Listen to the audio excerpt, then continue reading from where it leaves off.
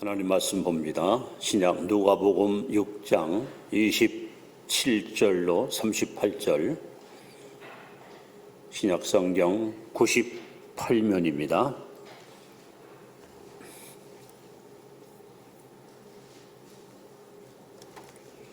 누가복음 6장 27절부터 우리 교독하겠습니다. 그러나 너희 듣는 자에게 내가 이르노니 너희 원수를 사랑하며 너희를 미워하는 자를 선대하며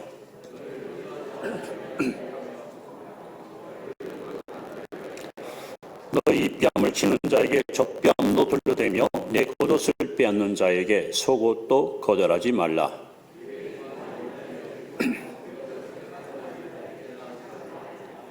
남에게 대접을 받고자 하는 대로 너희도 남을 대접하라.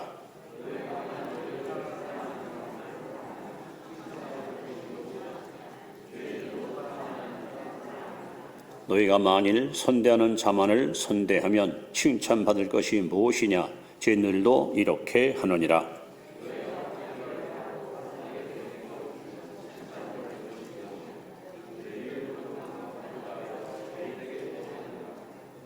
오직 너희는 원수를 사랑하고 선대하며 아무것도 바라지 말고 꾸어주라. 그리하면 너희의 상이 클 것이요 또 지극히 높으신 이 아들이 되리니 그는 은혜를 모르는 자와 악한 자에게도 인자하시니라. 비판하지 말라. 그리하면 너희가 비판을 받지 않을 것이요 정죄하지 말라. 그리하면 너희가 정죄를 받지 않을 것이요 용서하라. 그러면 너희가 용서를 받을 것이요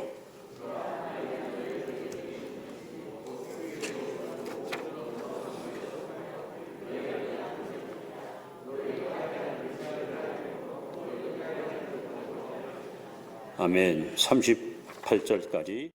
자, 아직 설은 아니지만 미리 그냥 여러분 만났으니까 새해 복 많이 누리세요 인사합시다. 하나만 더 합니다. 새해 복 많이 베푸세요.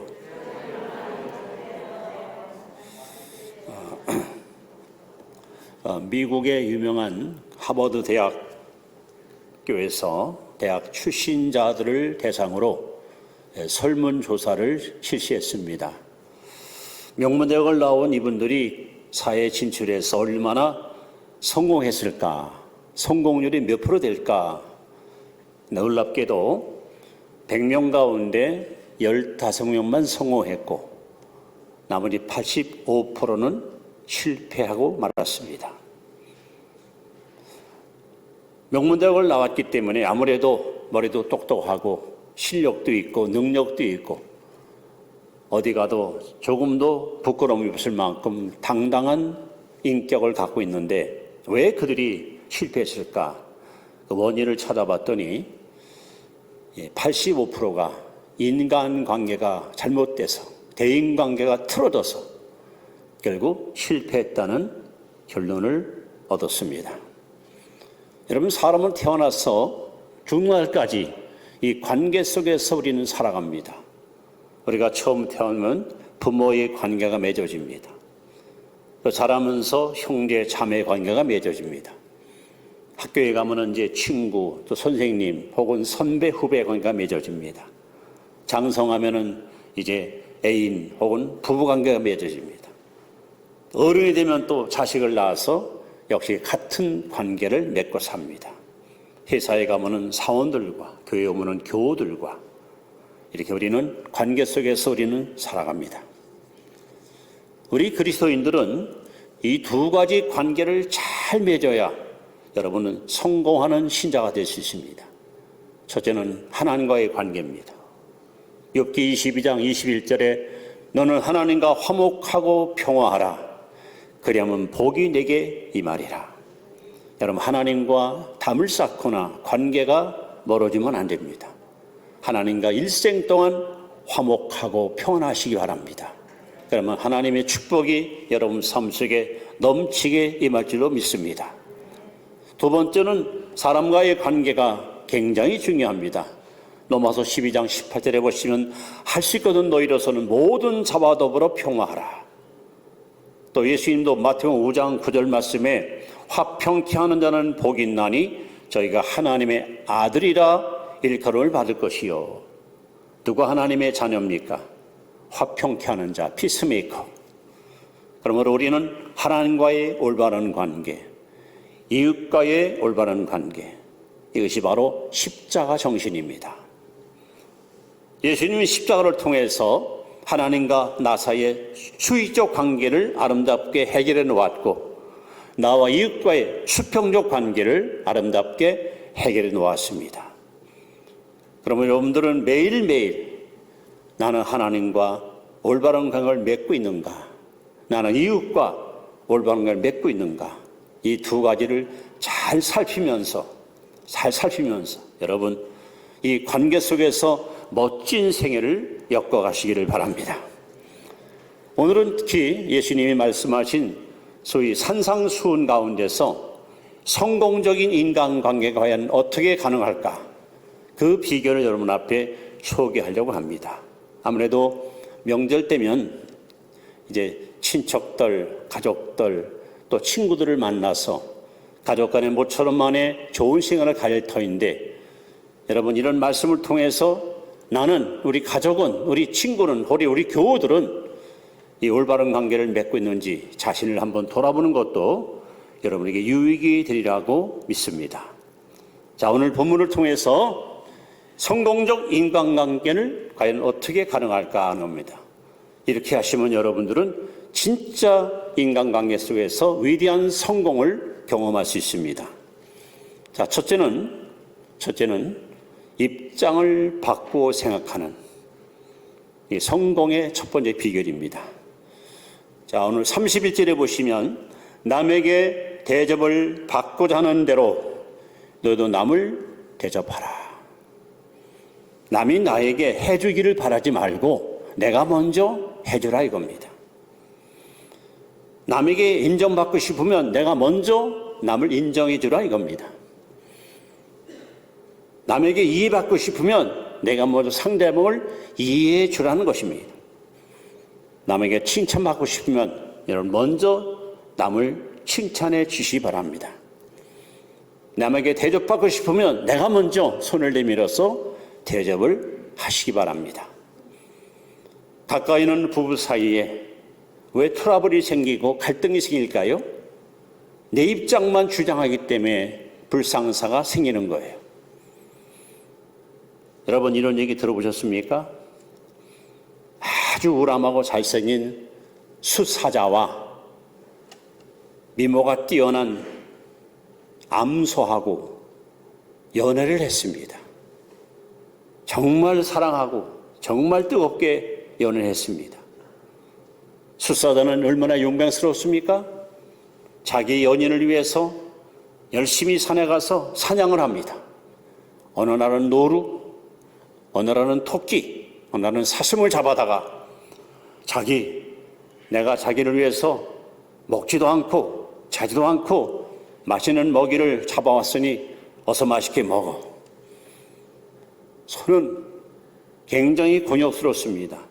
사랑하는 마음을 가지고 열심히 산에서 잡아온 걸 안 먹을 수 없었습니다. 너무나 역겹고 힘들었습니다. 소 또한 사자를 너무 사랑했습니다. 그래서 그도 들에 가서 열심히 풀을 뜯어서 자기 배를 채우지 않고 사자에게 갖다 주었습니다. 사라는 자기야, 내가 열심히 뜯어온 풀이니까 먹어라. 사자도 역시 이 풀을 먹기가 역겨웠습니다. 결국은 사랑하던 두 사이가 교렬이 생기고 어느 날 아무 말 없이 헤어지고 말았습니다. 여러분, 사람들이 대부분 보면 자기 방식대로 남을 사랑하려고 해요. 상대방이 자기를 따라와 주길 바라고 상대방이 자기의 뜻을 쫓아와 주길 바라요. 즉 일방적으로 관계를 맺기 때문에 이 관계는 좋은 결실을 얻을 수가 없는 겁니다. 여러분들이 정말 대인관계에서 성공적 인생을 살고 싶다면 입장을 바꿔 생각하는 거예요. 교회에서는 마찬가지입니다. 성도 사이에 목회자와 신자 사이에도 가끔씩 입장을 바꿔 생각해 보시면 상대방을 이해할 수 있고 포용할 수 있고 상대방의 실수와 허점도 우리는 용납할 수가 있는 것입니다. 우리가 성공적 인간관계를 맺기 두 번째는 남의 장점을 칭찬하시 바랍니다. 남의 장점을 칭찬하라. 오늘 32절에 보시면 너희가 만일 너희를 사랑하는 자만을 사랑하면 칭찬받을 것이 무엇이냐. 대개 사람들은 내가 좋아하는 사람, 아끼는 사람, 친근한 사람은 열심히 칭찬해줘요. 그러나 모르는 사람이거나 껄끄러운 사람들에서는 굉장히 비판적이고 그리고 편협적인 행동을 취합니다. 그러나 우리가 사는 세상은 여러분, 나를 사랑하는 사람만 있는 건 아니에요. 직장에 가도 회사에 가도 학교에 가도 나를 싫어하는 사람들도 얼마든지 있거든요. 그때 우리는 그들과의 관계를 어떻게 엮어가는 것이 성공적 인간관계일까? 남의 장점을 칭찬하는 거예요. 이 똑같은 말씀을 마태복음 7장 1절에 예수께서 이렇게 말씀합니다. 비판을 받지 아니하거든 비판하지 말라. 너의 비판하는 비판으로 너희가 비판을 받을 것이요 너의 헤아리는 헤아림으로 너희가 헤아림을 받으리라. 그러면서 하시는 말씀이 어찌하여 네 눈에 있는 들보는 못 보고 형제의 눈에 있는 티를 보느냐. 어리석은 자여 외식하는 자여 내 눈에 있는 들보를 먼저 빼라 하고 주님이 말씀합니다. 여러분, 칭찬은 고래도 춤을 추게 한다는 말이 있습니다. 칭찬은 그야말로 엄청난 에너지, 힘을 우리에게 공급합니다. 일단 누군가를 칭찬해주면 듣는 사람들이 자신감이 생깁니다. 여러분, 아이들도 마찬가지고 어른도 역시 동일합니다. 또 칭찬하게 되면 이 관계 형성에 촉매제 역할을 합니다. 촉매제 역할. 그래서 칭찬은 굉장히 소중한 보약입니다. 더 나아가서 상대방의 태도 변화를 일으키는 동기를 칭찬을 통해서 얻어낼 수가 있습니다. 뿐만 아니라 상대방의 사기를 진자시킵니다. 그리고 성장 동기가 바로 칭찬에 있습니다. 여러분이 정말 행복한 삶을 원한다면 여러분 칭찬하는 거 인식하지 마시고 상대방에게 좋은 점이 있으면 마음껏 칭찬을 아낌없이 베풀어 주기 바랍니다. 저는 성경에 칭찬에 인색한 사람 중에 대표적인 인물이 사울왕입니다. 여러분, 블레셋과의 싸움에서 사울조차도 골리앗 앞에 벌벌 떨고 두려워했습니다. 그때 용맹한 소년 다윗이가 형님들 전방에 의문하다가 상황을 정확히 파악한 후에 스스로 앞장서 나아가서 골리앗을 단번에 쓰러뜨려서 이스라엘에게 위대한 승리를 안겨주었습니다. 그들이 승리의 개성을 부르면서 궁궐로 돌아올 때에 연도에 수많은 여인들이 바구니에 꽃을 가지고 꽃을 뿌리면서 노래를 부릅니다. 사울이 죽인 자는 천천히요 다윗은 만만이라. 그럴 때 여러분, 사울이 이 전쟁의 승자는 바로 이 다윗입니다. 이 용맹스러운 다윗이 적장 골리앗을 쓰러뜨리는 바람에 우리가 이렇게 승리를 얻었습니다. 하나님이 이 땅에 이렇게 좋은 소년을 보내신 거 여러분 얼마나 행복하고 축하할 일입니까? 여러분, 이 소녀에게 영광의 박수를 한번 쳐주십시오. 이랬으면요 사울 인생이 바뀌었어요. 진짜 사울은 평생 모든 사람에게 존경받는 훌륭한 왕으로 인정받았을 거예요. 근데 여인들이 부르는 노래를 듣고 사울의 얼굴이 다 인상이 찌그러들고 속에 질투심이 끓어오르고 분노가 끓어옵니다. 이 나라의 왕이 나인데 어찌 내게는 천천히고 저 어린 것에게 만만이란 말인가. 칭찬에 인색했던 사울은 이때부터 일그러진 삶, 뒤틀린 삶, 꼬이는 삶, 결국은 비극의 주인공으로 전락하고 말았습니다. 칭찬에 인색하다가 스스로 파멸을 자초한 사람이 바로 사울왕입니다. 반면에 예수님께서 세례요한을 가리켜서 여자가 낳은 적이 가장 크다고 극구 세례요한을 인정했거든요. 세례 요한과 예수님은 사촌지간이고 같은 나이고 6개월 먼저 태어난 사람이 요한입니다. 요한이가 요단강가에서 여러분 무려 30만 명한테 세례를 베풀었고 그를 따르는 추종자들이 무수히 많았습니다. 근데 예수님이 등장하자마자 세례요한 따르던 제자들이 예수님께로 하나둘 다가갑니다. 여러분 보통 사람 같으면 굉장히 속이 상할 거예요. 목숨 걸고 나를 따르겠다고 장담하는 무리들이 나를 배신하고 남에게 떠나갈 때 사람이라면 얼마나 섭섭하게 합니까? 그러나 세례 요한은 뭐라고 말합니까? 저분은 흥할 것이고 나는 쇠할 것이다.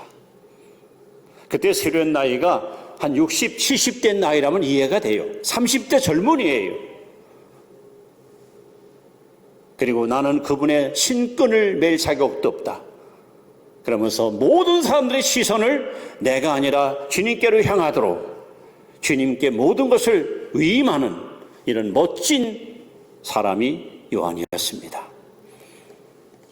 여러분, 우리가 성공적 인간을 가지면은 만나는 사람들마다 여러분 그분의 장점이 보이거든요. 주저하지 말고 칭찬해 주십시오. 그럼 상대방이 마음이 열립니다. 태도 변화가 일어납니다. 그 사람 속에 있는 잠재력을 일깨워서 성공으로 가는 길을 열어줄 수 있습니다. 세 번째, 우리가 성공적 인간관계를 맺기 위해서는 여러분 남의 말을 들어주십시오. 남의 말을 들어주십시오. 야고보 1장 19절에 보시면은 형제들아 너희는 듣기는 속히 듣고 말하기는 더디하며 성내기도 더디하라. 듣기는 속히 듣고 하나님이 여러분 우리에게 말하는 입은 하나를 주었고 듣는 귀를 2개 주었어요. 이 경청하는 사람이 여러분 결국 성공하는 거예요. 말 많은 사람들, 남의 말 듣기 싫어하고 자기 말만 하는 사람들 사회에 나가서 절대로 성공할 수 없습니다. 사람은 누구든지 내 말을 들어줄 때 마음이 열리는 겁니다. 여러분 자녀들 키워보시면 알 거 아니에요. 사춘기가 오더니 뭐 물어봐도 대답도 않고 문 걸어 잠그고 어떤 훌쩍훌쩍 울 때가 있고요. 괜히 버럭버럭 소리 지를 겁니다. 그럴 때 여러분 친구를 만나보세요. 아빠 엄마한테 못하는 말 친구한테는 다 여러분 드러냅니다. 왜? 자기 말을 들어주니까. 왜 아이들이 갑자기 말이 없어지고 대화가 단절된지 아십니까? 부모들이 안 들어주니까 그래요. 엄마 나 이거 됐어 바빠 네가 알아서 해. 이렇게 대화를 단절시키니까 아이들이 마음이 다쳐버리고 결국은 대화가 통하지 않는 거예요. 여러분 상담학에서 제일 첫 번째 원리가 뭔지 아십니까? 바로 내담자의 말을 들어주는 거예요. 상담을 갔는데 선생 노릇하면 상담 안 되는 거예요. 이 사람이 가지고 있는 고민과 고통을 다 풀어서 얘기를 다 들어주는 거예요. 들어주면서 치료가 되고 들으면서 해소가 되는 겁니다. 성공한 사람들의 공통점이 있습니다. 그들은 경청하는 자들입니다. 경청. 이 경청만큼 사람을 이끄는 힘이 없어요. 여러분들이 가정에서나 직장에서나 교회에서나 사회에 가서 사람과의 관계를 멋지게 역경을 하신다면 들어주는 자가 되십시오.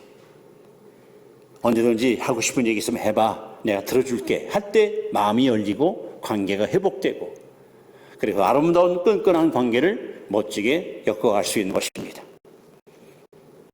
자, 네 번째로 성공적인 인간관계를 맺는 비결은 여러분 의무 이상으로 삶을 살아야 됩니다. 의무 이상의 삶. 자, 예수님 말씀을 잘 들어보세요. 29절에 너의 입뺨을 치는 자에게 젖뺨도 돌려대며 내 겉옷을 빼앗는 자에게 속옷도 거절하지 말라. 내게 구하는 자에게 주며 내 것을 가져가는 자에게 다시 달라 하지 말며. 이 무슨 얘기예요? 세상에는 세 종류의 사람이 있습니다. 의무를 감당 못하는 사람이 있어요. 자기 의무를 감당 못해. 둘째는 자기 의무만 감당하는 사람이 있어요. 자기 몫은 자기가 확실하고 분명하게 잘해요. 그러나 더 원하는 것은 의무 이상을 감당하는 사람이 정말 요구되는 사람이고 필요한 사람이고 성공적인 사람입니다. 예수님께서 왜 이 말씀하십니까? 아니, 오리 가자는데 십리를 가고 겉옷 다른데 속옷도 주고, 이게 뭘 말하는 거예요? 우리 그리스도인들은 법대로 사는 존재가 아니라 은혜로 살고 사랑으로 삽니다. 여러분, 사랑은 계산이 있습니까? 사랑을 따지나요? 내가 너 뒤에 맡겼으면 너도 나에게 해. 이게 거래지. 이건 사랑이 아닙니다. 예수님이 말씀하신 누가복음 10장에 나오는 선한 사마리아 이야기. 강동하는 사람이 길에 쓰러져 피 흘리며 살려주시오 하고 막 애마디 소리로 비명을 지르건만 아무도 그를 보지 않습니다. 그때 제사장이 지나가다가 보니 강동한 사람이 쓰러져서 피 흘리고 죽어갑니다. 실컷 쳐다보더니 피해서 도망갑니다. 너희들 지나가다가 실컷 쳐다보고 도망갑니다. 그때 사마리아 사람이 그에게 다가가 상처를 다 싸매주고 포도주와 기름으로 상처를 다 치료해주고 자기 나귀에 태워 주막집에 데려갔어요. 얼마나 고마운 일이에요. 그 다음에 주막 주인에게 돈을 주면서 여보시오, 내가 올 때까지 이 사람을 잘 치료해 주시오. 돈이 더 들면 내가 보상하겠습니다. 이게 의무이상이에요. 주님은 이 말씀하시면서 뭐라고 우리에게 말합니까? 가서 너도 이와 같이 하라. 여러분, 우리 그리스도인들은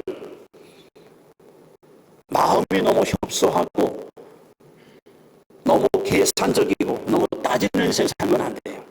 좀 후덕하게 내가 좀 손해보더라도, 내가 좀 덜 쓰고 덜 먹더라도 베풀 줄 알고 나눌 줄 알고, 이것이 여러분 인간관계를 엮어가는 가장 좋은 영적인 영양소입니다. 여러분, 혹시 그 식당에 가보시면 저도 그걸 많이 느낍니다. 제가 식당을 가게 되면 주로 어느 식당을 좋아하느냐? 물론 친절해야 돼요. 맛있어야 돼요. 근데 중요한 것은, 예를 들어서 반찬이 나오는데 아주 먹을 양만 싹 긁어가지고 주는 식당이 있어요. 예누리가 없어요. 이런 게는 별로 가고 싶지 않아요. 복해서 일하던 아주머니가 금방 묻힌 것들이라고 거기다가 그냥 굴도 좀 넣어가지고 싱싱하게 묻혀가지고 와서 이거 금방 묻힌 건데 한번 잡숴보세요. 저는 이런 식당이면요 그냥 돈 싸고 쳐다보고 싶어요. 심지어는 먹고 난 다음에 또 누룽지를 싹 긁어가지고 뜨끈뜨끈한 누룽지 숭늉 마셔보세요. 추운 날 아주 별미입니다. 이런 식당 여러분 안 가고 싶으세요? 아주 너무 그냥 쌀쌀맞게 친절하지도 않고 음식도 그냥 다 끊어가지고 고기만 주고 좀 더 달라면 그냥 돈 내라고. 여러분 이 식당 갖고 싶으세요? 우리 인간관계 속에서 우리 그리스도인들은 의무만 감당하는 것으로 난 할 일 다 했다 이게 아니에요. 의무 이상. 오른편 떼면 왼편도 돌려대고, 속옷 달라면 겉옷도 주고, 오리 가자면 십리가지 가주고, 이게 진짜 성공하는 인간관계의 아름다운 여러분 묘약입니다. 자, 성공적 인간관계 다섯 번째, 오늘 38절에 보시면 주라 그러면 너에게 줄 것이니, 여러분 주는 자가 되십시오. 주는 자. 영국의 유명한 경험론 철학자인 베이컨, 우리가 잘 아는 이야기입니다. 이 베이컨은요, 세상에는 세 종류의 사람이 있다 그러면서 곤충으로 비유했죠. 거미 같은 인생, 개미 같은 인생, 꿀벌 같은 인생. 그러면서 거미 같은 인생은 있어서는 안 될 사람, 개미 같은 인생은 있으나마나한 사람, 꿀벌 같은 인생은 꼭 필요한 사람, 이렇게 표현했습니다. 여러분, 거미는요 초마에다가 거미줄을 쳐놓고 약한 곤충이 걸리기를 기다립니다. 잠자리나 나비가 날아가다가 탁 걸려서 막 몸부림치고 살아보려고 아동바동대다가 힘이 쭉 빠지고 탈진 상태에 머무를 때가 되면은 슬금슬금 침 흘리고 다가가서 꽁지에서 책을 빼서 그 먹이를 칭칭 감아 질식시켜 죽인 다음에 그걸 뜯어먹습니다. 세상은 이렇게 남의 행복을 파기하고 남의 성공을 시기하고 남의 모든 양심과 인격을 뺏어가는 강도같이 못된 거미 같은 인생이 있습니다. 여러분, 개미는 근면성실의 대명사입니다. 봄, 여름에 열심히 땀 흘려서 불 속에다 먹거리를 잘 준비하는 그런 아주 노련미가 있습니다. 다만 개미는 이웃이 없습니다. 내가 먹을 거 내가 벌어서 내가 싸놓고 내가 잘 지내면 끝나는 거예요. 그러나 꿀벌은 안 그렇습니다. 암수술과 숫수술, 꽃가루를 날려서 꽃을 피게 하고 또 꿀을 만들어서 사람들과 행복을 제공하고 자기를 철저히 희생해서 남을 살리는, 이것이 바로 예수님의 삶이었고 우리가 성도들이 본받아야 될 희생적 헌신의 삶입니다. 여러분들은 이 세 부류 가운데 어느 부류의 사람 되기 원하십니까? 잠언 11장 25절에도 구제를 좋아하는 자는 풍족하게 될 것이요 남을 윤택하게 하는 자는 자기가 윤택해지리라. 이 축복의 원리가 참 묘합니다. 내가 잘 살려고, 내가 돈 벌려고, 내가 성공하려고 애쓰고 내가 움켜쥐면 오히려 복이 안 와. 근데 남을 성공시키고 남을 행복하게 하고 남을 성공시키고 남이 잘되게 하면 그 복이 내게 와요. 그래서 예수님께서 제자들을 파송할 때 뭐라고 말씀합니까? 어느 집에 가든지 그 집에 복을 빌라. 그들이 만일 너희들이 빈 복을 받아들이면 그 집에 복이 임할 것이고 만약에 그걸 거절하면 너희들이 빈 복이 다시 너에게 돌아오리라 그랬어요. 그런 의미에서 사도행전 10장에 나오는 고넬료는 이방 사람이었지만 평소에 작정을 하고 규칙적으로 하나님께 늘 열린 마음으로 기도했습니다. 그리고 많은 사람들한테 구제하는 일을 최선을 다해서 성실하게 시행해 왔습니다. 하나님이 어느 날 천사를 그에게 보내서 말씀합니다. 고넬료야, 내 기도와 구제가 하나님께 상달되어 하나님이 기억하고 있다는 거예요. 오늘 하나님께서 말씀합니다. 주라. 그러면 너에게 안 열릴 것이요. 여러분, 주는 자가 복이 있습니다. 베풀고 나누는 사람이 진정 큰 사람이고 복 있는 사람입니다. 준다는 것은 성숙을 의미합니다. 움켜쥐는 것은 이기적인 편협한 어린이 신앙에 불과합니다. 오늘 성공적 인간관계를 예수님이 산상수훈을 통해서 우리에게 교훈합니다. 첫째는 입장을 바꿔서 생각하라. 남의 장점을 칭찬해줘라. 남의 말을 잘 경청하라. 의무 이상의 삶을 살아라. 그리고 주는 자가 되라. 주는 삶을 살아라. 이것이 여러분 인간관계를 멋지게 엮어가는 바로 행복의 지름길입니다. 이제 말씀을 이렇게 마무리합니다. 러시아의 문학가 톨스토이가 쓴 그의 그 저서인 단편집에 보면은 정말 굉장히 의미 있는 말을 이분이 던졌어요. 그래서 역시 인물은 인물이다. 이분은 이렇게 스스로 자신에게 우리에게 질문을 던졌습니다. 세상에서 제일 중요한 것 세 가지. 세상에서 제일 중요한 것 세상이.